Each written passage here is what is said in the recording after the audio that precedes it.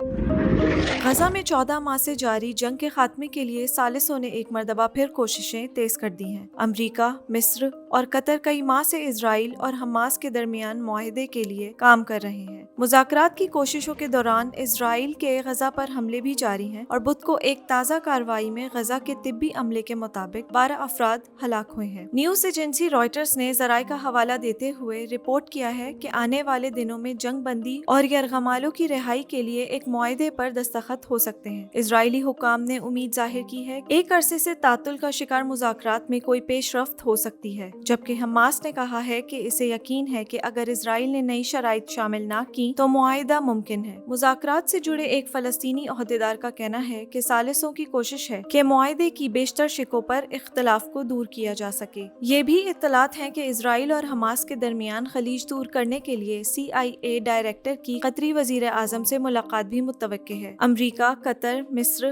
غزہ میں جنگ بندی اور یرغمالوں کی رہائی کے لیے مہینوں سے مصروف ہیں، لیکن ابھی تک فریقین کسی حتمی نتائج تک نہیں پہنچ سکے ہیں۔ اسرائیل غزہ میں فوج کی موجودگی برقرار رکھنے پر اصرار کرتا ہے، جبکہ حماس کا موقف ہے جب تک فوجیوں کا انخلا نہیں ہو جاتا، یرغمالوں کو رہا نہیں کیا جا سکتا۔ اسرائیل کے وزیر دفاع یہ کہہ چکے ہیں کہ حماس کے عسکریت پسندوں کے خلاف جنگ کے بعد اسرائیل کا غزہ پر سیکیورٹی کنٹرول ہوگا۔